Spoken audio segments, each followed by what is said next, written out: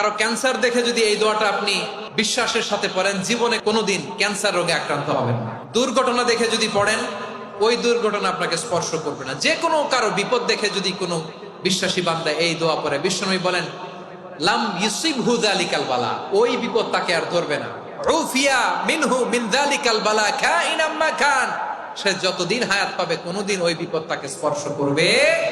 অনেক সময় আমরা দেখি হাসপাতালে ক্যান্সারের 3rd স্টেজে চলে গেছে, লোকটা হ্যাংলা হয়ে চিকন হয়ে হায়রে কি কষ্ট পায়, দেখি না? বিষ্ণু বলে একটা দোয়া যদি কেউ অন্যের কোনো বিপদ দেখে পড়ে, ওই বিপদ তার জীবনে কখনো আসবে না। অনেক সময় হয় যে আমরা মহাসড়ক দিয়ে যখন চড়ি, দুর্ঘটনায়, আইরে আল্লাহ, দুর্ঘটনায় মানুষের মাথা একদিকে, দেহ আরেকদিকে, ব্লিডিং, এরকম হয় না? আল্লাহ তুমি হেফাজত করো। বিশ্বনবী বলেন এই দুর্ঘটনা দেখে কেউ যদি এই দোয়াটা পড়ে, তার জীবনে সে কোনোদিন এরকম অ্যাক্সিডেন্টের সম্মুখীন হবে না।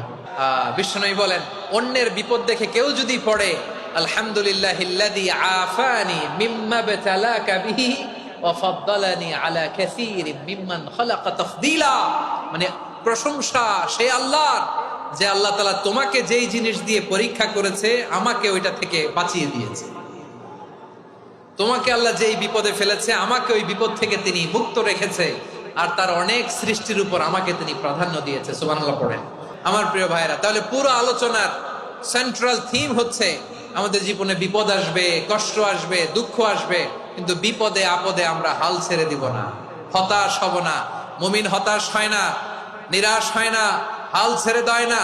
মুমিন ভরসা রাখে একজনের উপর। আওয়াজ করে বলুন তিনি কে? বিপদে পড়লে আমাদেরকে উদ্ধার করে কে? আবার আমাদেরকে যদি কোনো নেয়ামত আল্লাহ দিতে চান, ওইটা কেড়ে নেওয়ার ক্ষমতা কারো আছে? তাহলে আমরা কানেক্টিভিটি বাড়াবো কার সাথে?